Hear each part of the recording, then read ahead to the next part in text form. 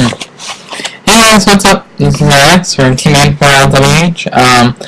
Just wanted to do the promise that I said earlier and read Chapter 4 of The Host by Stephenie Meyer.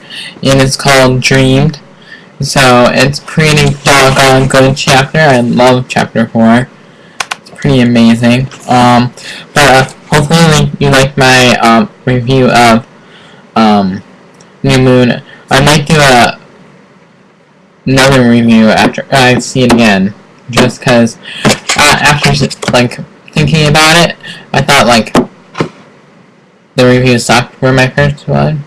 So maybe I'll see it again and then review it again after I see it, and actually have a list of things to write about, because I was just going off the top of my head for that one. So hopefully you guys enjoyed it.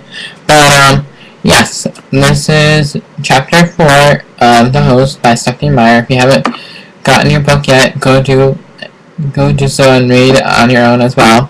It's pretty amazing. Love her writing. She's a greatest writer I have seen since J.K. Rowling. So yeah, definitely. So here we are. Continuing the dramatic reading of Chapter 4, Dreamed. And sorry if it cuts me off in the middle of a sentence. I'll try not to let it happen, but it may happen. So. But Chapter 4, Dreamed. It is too dark to be so hot, or maybe too hot to be so dark. One of the two was out of place. I crouched in the darkness behind the weak protection of the scrubby creosote bush, sweating out all the water left in my body. It's been 15 minutes since the car left the garage. No lights have come on. The Arcadia door is open 2 inches, letting the swamp cooler do its job. I can imagine the feel of the moist, cool air blowing through the screen. I wish it could reach me here. My stomach gurgles, and I clench my abdominal muscles to stifle the sound. It is quite enough that the murmur carries. I'm so hungry. There is another need that is stronger, another hungry stomach hidden safely far away in the darkness, waiting alone in the rough cave that is our temporary home. A cramped place jagged with volcanic rock. What will he do if I don't come back? All the pressure of motherhood, with none of the knowledge or experience. I feel so idiotically helpless. Jamie is hungry. There are no other houses close to this one. I've been watching since the sun was still white hot in the sky. I don't think there was a dog either. I ease up from my crouch, my calves screaming in protest, but keep hunched at the waist, trying to be smaller than the bush. The way up the washes smooth sand and pale pathway in the light of the stars. There are no sounds of cars on the road. I know that what they will realize when they return. The monsters who look like a nice couple in their early 50s. They will know exactly what I am, and the search will begin at once. I need to be far away. I really hope they're going out for a night on the town. I think it's Friday.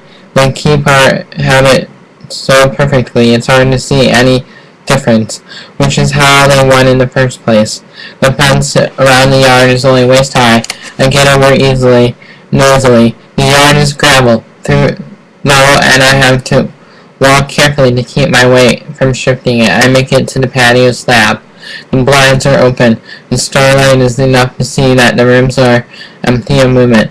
This couple goes for a Spartan look, and I'm grateful. It makes it harder for someone to hide. Of course, there's no place for me to hide either, but if it comes to hiding from me, it's too late anyway. I use the screen door open first, and then the glass door. Both glide silently.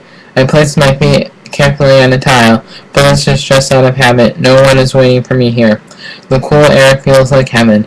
The kitchen is to my left. I can see the gloom of the granite counters. I pull the canvas bag from my shoulder and start with the refrigerator. There is a moment of anxiety as the light comes on when the door opens, but I find the button and hold it down with my toe. My Eyes are blind. I don't have time to let them adjust and go by feel. Milk, cheese slices, leftovers in a plastic bowl. I hope it's the chicken and rice thing I watched him cooking for dinner. We'll eat this tonight. Juice, a bag of apples, baby carrots. These will stay good till morning. I hurry to the pantry. I need things that will keep longer. I can see better as I gather as much as I can. Chocolate chip cookies. I'm dying to open the bag right now. But I grit my teeth and ignore the twist of my empty stomach. The bag gets too heavy too quickly. This will last us only a week, even if we're careful with it, and I don't feel like being careful. I feel like gorging. I shove granola bars into my pockets. One more thing. I hurry to the sink and refill my canteen. Then I put my head under the flow and gulp straight from the stream. The water makes odd noises when it hits my hollow stomach. I start to feel panic now that my job is done. I want to be out of here. Civilization is deadly. I watch the floor on my way out, worried about tripping with my heavy bag, which is why I don't see the silhouetted black figure on the patio until my hand is on the door. I hear his mumbled oath at the same time that his stupid squeak of fear escapes my mouth. I spin and sprint for the front door, hoping the locks are not latched or at least not difficult. I'm ready to get 2 steps before rough, hard hands grab my shoulders and wrench me back against his body. Too big, too strong to be a woman. The bass voice proves me right. One sound and you die, he threatens gruffly. I am shocked to feel a thin, sharp edge pushing into the skin under my jaw. I don't understand. I shouldn't be given a choice. Who is this monster? I never heard of one who breaks the rules. I answer the only way I can. Do it, I spit through my teeth. Just do it. I don't want to be a filthy parasite. I wait for the knife and my heart is thinking. Each beat has a name. Jamie, Jamie, Jamie, what will happen to you now? Clever, the man mutters, and it doesn't sound like he is speaking to me. Must be a seeker. And what that means a trap. How do I know? The steel disappears from my throat, only to be replaced by a hand as hard as iron. I can barely breathe under his grip. Where are the rest of them? He demands, squeezing. It's just me, I ask. I can't lead him to Jamie. What will Jamie do when I don't come back? Jamie is hungry. I throw my elbow into his gut, and this really hurts. His stomach muscles are as iron hard as the hand, which is very strange. Muscles like that are the product of hard living or obsession, and the parasites have neither. He doesn't even suck in the breath at my blow. It's desperate. I jam my heel into his instep. This catches him off guard, and he wobbles. I wrench away, but he grabs hold of my bag, yanking me back into his body. His hand clamps down to my throat again. Alright, you guys, I don't want to get cut off really too far. So this will be like the first part of chapter 4, Dreamed.